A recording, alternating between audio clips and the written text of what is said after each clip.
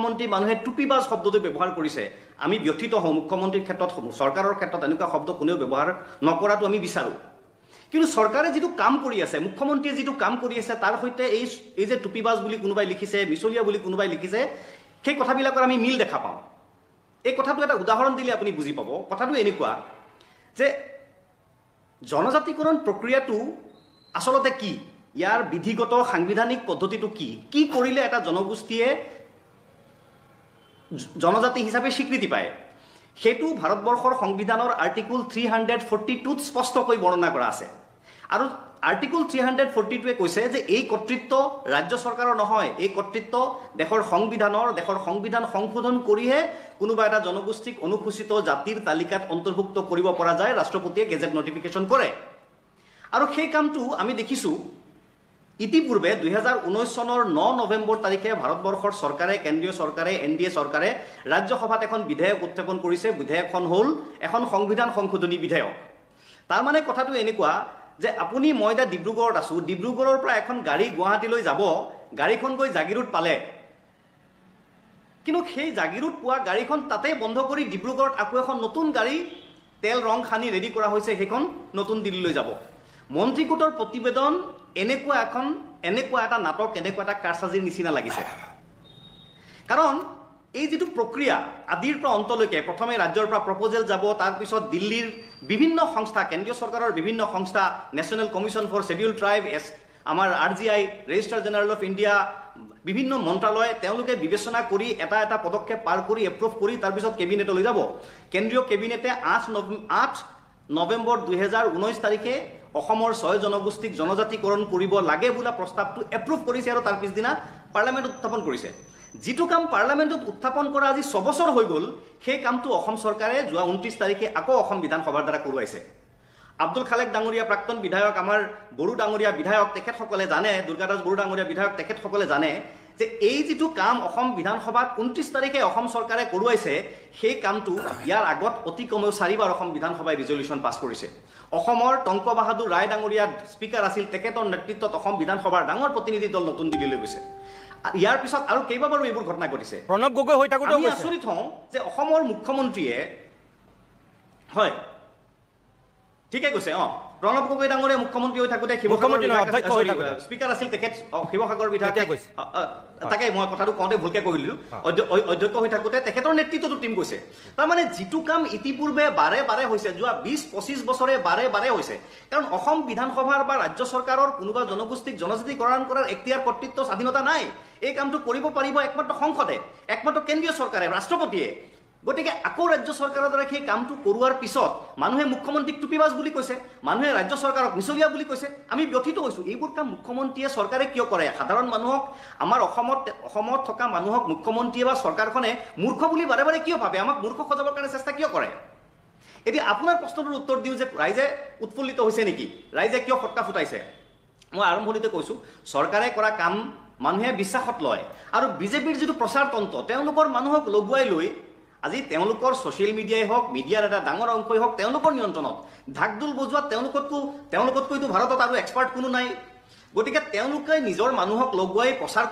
ঢাকঢোল বজুৱাইছে ফটকা ফুটুৱাইছে আকৌ নিজৰ মিডিয়া লগাই পেলাই প্ৰচাৰ কৰোৱাইছে সাধাৰণ কথা আমি এইটো কথা কৈ আছোঁ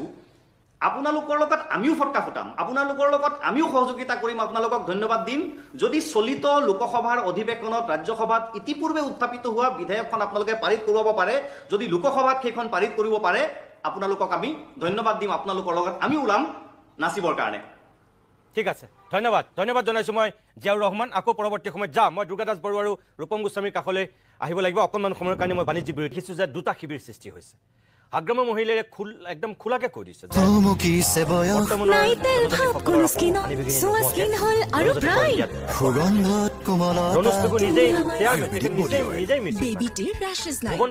প্ৰতিবেদন দিয়াৰ দিনাখন মোৰ এইটো ষ্টুডিঅ'ৰ অতিথি হৈছে তেখেতে সম্পূৰ্ণ সহযোগিতা কৰিছে সিফালে আকৌ TMPকে বিৰোধিতা কৰিছে ইফালে আপচুৱে বিৰোধিতা কৰিছে বা বিৰোধিতা কৰাই নহয় BTADৰ পৰিৱেশ কি কৰি পেলালে একদম গৈ ভাঙি চিঙি লণ্ড ভণ্ড বিশ্ববিদ্যালয়ৰ ছাত্ৰসকলে সেইটো কেতিয়াও সমৰ্থনযোগ্য হ'ব নোৱাৰে তেনেকুৱা কাম কৰিব নোৱাৰে প্ৰতিবাদ কৰক কিন্তু তেনেকৈ লণ্ড ভণ্ড কৰা কা আন্দোলনৰ সময়ত শংকৰদেৱ কলাক্ষেত্ৰ যিসকলে ভাঙিছিল তেতিয়াও আমি বিৰোধিতা কৰিছোঁ এইটো হ'ব নোৱাৰে শংকৰদেৱ কলাক্ষেত্ৰৰ গেট ভঙা মানুহবিলাক কেতিয়াও প্ৰকৃত প্ৰতিবাদকাৰী আন্দোলনকাৰী হ'ব নোৱাৰে সেইবিলাক দুষ্কৃতিকাৰী এতিয়াও আমি কৈছোঁ যে এছেম্বলি BTADৰ এছেম্বলি যিসকলে তেনেকুৱাকৈ ভাঙিছে টিভি ভাঙিছে মাইক্ৰফোন ভাঙিছে দৰ্জা খিৰিকী ভাঙিছে দুৱাৰ গুৰিয়াই ভাঙি দিছে সেইবিলাক কেতিয়াও প্ৰতিবাদ হ'ব নোৱাৰে সেইটো কেতিয়াও সমৰ্থনযোগ্য হ'বই নোৱাৰে তাৰমানে বড়োসকলৰ মাজতে দুটা ফৈদ স্পষ্ট ৰূপত কোকৰাঝাৰৰ নিচিনা জেগাত আপুনি নিজে জ্যেষ্ঠ বিধায়ক কি ক'ব এতিয়া মই আপুনি আলোচনাটো আৰম্ভ কৰিছে সম্পূৰ্ণ এইবাৰ পেছ কৰা যিটো ৰিপৰ্ট সেইটোৰ আলামত সেই ৰিপৰ্টৰ আধাৰত মই দুটামান কথা ক'ম আৰু ৰিপৰ্টৰ লগত উদ্ভৱ হোৱা বিষয়টো নিশ্চয় পাতিবই লাগিব সেই উদ্ভৱ কিয় হ'ল প্ৰথমতে যিসকলে BTCৰ আমাৰ এছেম্বলি ভাঙিলে সেই দুষ্কৃতিকাৰীসকলক ব্যৱস্থা ল'বৰ কাৰণে স্পীকাৰ ডাঙৰীয়া আমাৰ ত্ৰিদীপ দৈমাৰী ডাঙৰীয়া ইতিমধ্যে কেছ দিছে বিভাগীয়ভাৱে আৰু বিভাগীয়ভাৱে ব্যৱস্থা গ্ৰহণ কৰিব গতিকে এই ৰিপৰ্টটোত 90 দশকৰ পৰা ৰিপৰ্টটোত বিভিন্ন নথিপত্ৰ আছে এনেকুৱা এটা জনজাতি বিচৰা জনগোষ্ঠী নাই যিসকলে তেওঁলোকে বিচৰা বস্তুটো মেমৰেণ্ডামৰ লগত জৰিয়তে দিয়া নাই ঠিক তেনেকৈ যিসকলে তেখেতসকলক জনজাতি দিব নালাগে বুলি জনজাতীয় পূৰ্বৰ জনজাতীয়সকলে মেমৰেণ্ডাম দিছে তেওঁলোকক যাতে এক কিঞ্চিতো অসুবিধা নকৰে সেইটো খুব স্পষ্টভাৱে পূৰ্বৰ জনজাতীয়সকলো মেমৰেণ্ডামবিলাক দিছে তেতিয়াৰ পৰা এতিয়ালৈকে মই মেমৰেণ্ডামখিনি মই ষ্টাডি কৰিছোঁ অলপ ৰিপৰ্টটোত আৰু ৰিপৰ্ট ইতিমধ্যে আপোনালোকে গম পাইছে 3-4টা ৰিপৰ্ট ইতিমধ্যে কেন্দ্ৰীয় চৰকাৰলৈ গৈছে এই ৰিপৰ্টটো আকৌ একবাৰ কিয় পঠিয়াবলগীয়া হ'ল তাৰ এটা প্ৰশ্ন অলপ আগতে দুগৰাকীয়ে কৈছে যে এই ৰিপৰ্টটো কিয় পঠিয়াবলগীয়া হ'ল যেতিয়া ৰাজ্য চৰকাৰৰ এমেণ্ডমেণ্ট থাকে তাত ৰিপৰ্টতেই মই এছেম্বলিৰ কিবা এমেণ্ডমেণ্ট মই সেই কথাটো কোৱা নাই ৰিপৰ্টত নতুন দাবী যেতিয়া আহে বা নতুনকৈ কিবা বিষয় আহে সেইটো নিশ্চয় মই যেহেতু মন্ত্ৰী আছিলোঁ এসময়ত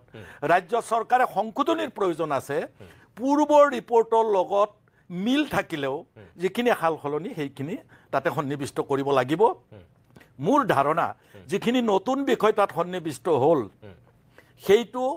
যোগাত্মক কৰিব যোগ দিবৰ কাৰণেই ৰাজ্য চৰকাৰে এই ৰিপৰ্টখন পুনৰবাৰ দিছে বুলি মই ধৰিছোঁ কিন্তু তাৰ লগে লগে যিকেইটা জনগোষ্ঠীয়ে তেওঁলোকে বাৰম্বাৰ আলোচনা কৰি ৰাজ্য চৰকাৰক সন্মতি প্ৰকাশ কৰিছে তেনেধৰণে দিয়া বুলি মাননীয় মুখ্যমন্ত্ৰী অলপ আগতে ক'লে আৰু জনজাতীয়সকলকো পূৰ্বৰ জনজাতীয়সকলকো STP ST হিলছ সকলোৰে ক্ষতি নোহোৱাকৈ হ'ব বুলি তেওঁ যেতিয়া আশ্বাস দিছে তেতিয়া নিশ্চয় ৰিপৰ্টত দুইটা বিষয় তাতে আনিছে বিসংগতি হৈছে কোচ ৰাজবংশীসকলক লৈ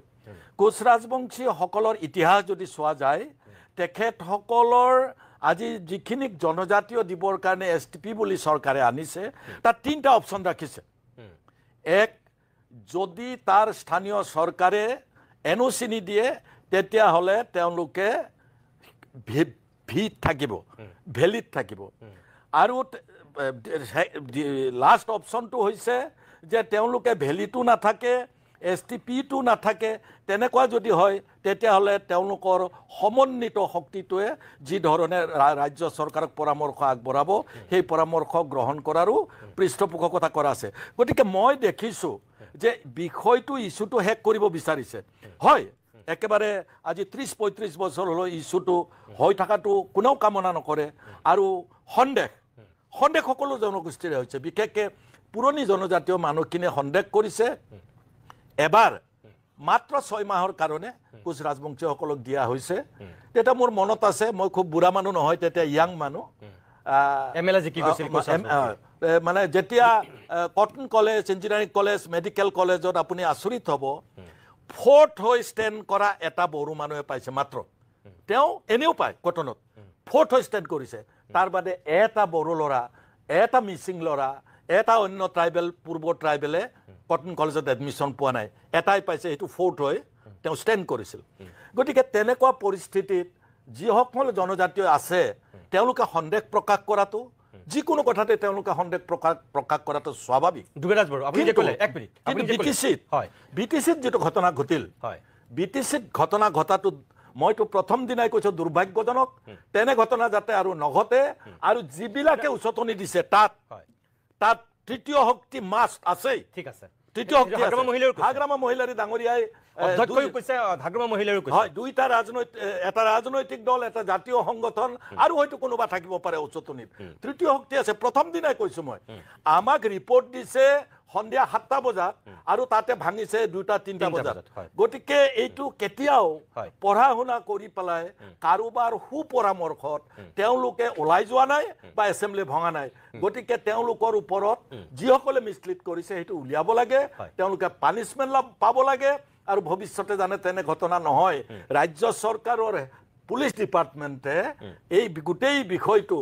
এটা সলিউশনত আনিবৰ কাৰণে আমি কেতিয়াও সংঘাত বিচৰা নাই কাৰো লগত ৰাজ্য চৰকাৰ যেহেতু হোম ডিপাৰ্টমেণ্ট তেখেতসকলৰ হাতত আজি আমি ধন্যবাদ দিছো যে জয়ন্ত মল্ল বৰুৱা চিফ সেক্ৰেটাৰী ডাঙৰীয়া জয়ন্ত মল্ল বৰুৱা কেবিনেট মিনিষ্টাৰ অজন্তা বাইদেউ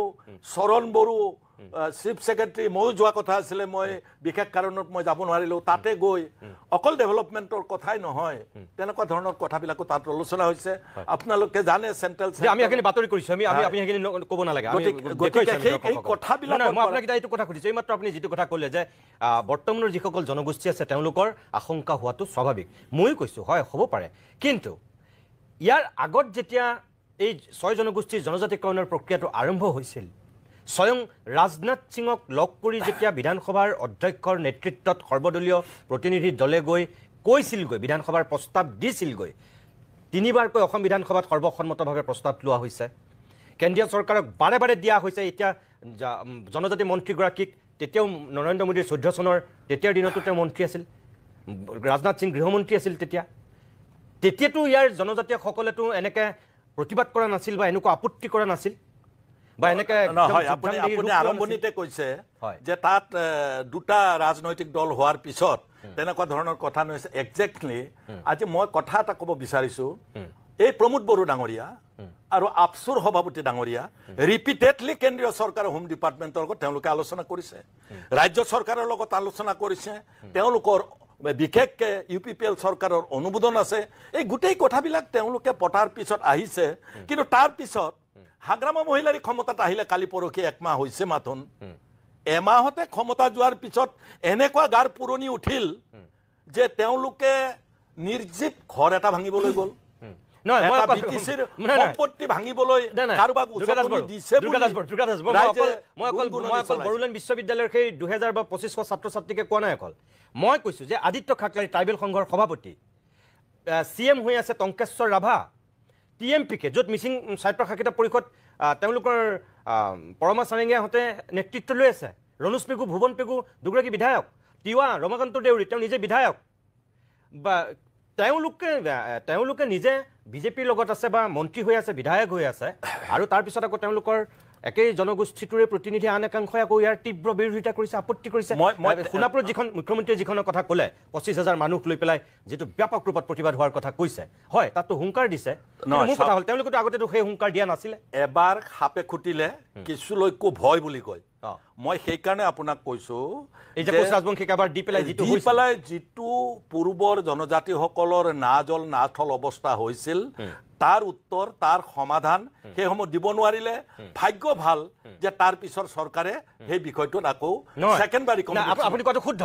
শুদ্ধ কিন্তু সেইটো আছিল 96ত হয় কিন্তু 96ৰ পিছতহে বিধানসভাত এই পদক্ষেপবিলাক লোৱা হৈছিল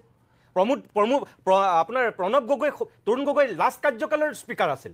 তাৰ আগত যিটো 2006ৰ চৰকাৰ সেইটো টংক বাহাদুৰ ৰায় আছিল তাৰ আগৰবাৰ খালেক ডাঙৰী আছে তাৰ আগৰবাৰ অধ্যক্ষ আছিল পৃথিৱী মাজে 2001 to 2006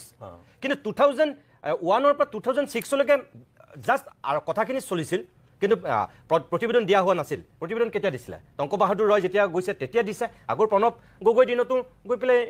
এই কামখিনি কৰিছে তেতিয়াতো এই ট্ৰাইবেলখিনিয়ে প্ৰতিবাদ কৰা নাছিল এতিয়া কিয় কৰিলে আপুনি শেহতীয়া ৰিপৰ্টটো চাব ইয়াৰ আগত যিটো ৰিপৰ্ট আছিল সেই ৰিপৰ্টটো কম্পেয়াৰ কৰিব ৰিপৰ্টটো অলপমান আপুনি নিশ্চয় পঢ়িছে ইতিমধ্যে সেইকাৰণে আপুনি যেতিয়া কম্পেয়াৰ কৰিব সেই কম্পেয়াৰ কৰাত ইয়াত কিছু হাল সলনি আছে মই সেইকাৰণে আৰম্ভণিৰ পৰা কিছু হাল সলনি আছে আৰু এই ৰিপৰ্টটো 126জন বিধায়কে মই ভাবো যে মুখ্যমন্ত্ৰী 2 এজন মন্ত্ৰীৰ বাহিৰে চাগে এই বিষয়টো ৰিপৰ্টটো প্লেছ কৰাৰ আগলৈকে কোনো বিধায়কে জনা নাছিলে আমি নাজানো আমি নাজানো ৰিপৰ্ট দিছে হাউচ শেষ হাউচৰ পৰা ওলাই আহিছো আমি হাউচৰ ভিতৰত থাকোঁতেই বিভিন্ন জৰিয়তে আমি তাতে গণ্ডগোলটো গম পাইছো এতিয়া গোটেই কথাবিলাক মিছআণ্ডাৰষ্টেণ্ডিং এটা হৈছে আৰু এই মিছআণ্ডাৰষ্টেণ্ডিংটো মুখ্যমন্ত্ৰী ডাঙৰীয়াই কৈছে যে চিচিটিৱাৰ লগত আলোচনা হ'ব কাইলৈ প্ৰয়োজন হ'লে আপচুৰ লগত আলোচনা হ'ব কৈছে যদিও কিন্তু তেওঁ আগতে পাতিল বুলি কৈছে যে আদিত্য ঠাকৰেৰ ক্ষেত্ৰত সমৰ্থন আছিল বুলি কৈছে মুখ্যমন্ত্ৰীয়ে কালি আৰু সেইটো কথাও কৈছে মই ইয়াত সেইটো আপোনালোকক দেখুৱাব লাগে যে মই দেখুৱাই দিব পাৰোঁ আপত্তি কৰা নাছিল এতিয়া কিয় আপত্তি কৰিলে এতিয়া কিয় জ্বলাবলগীয়া হ'ল তেওঁলোকৰ প্ৰতিবেদনখন এতিয়া কিয় জ্বলাইছে মুখ্যমন্ত্ৰীয়ে সেইটো কথাহে কৈছে মই নাজানো বোলে আদিত্য ঠাকৰেৰ লগত আমি কথা পাতিছিলো তেওঁলোকেতো আমাৰ কথাখিনি সমৰ্থন দিছিল নিশ্চয় আদিত্য ঠাকৰেহঁতে কথা পতাত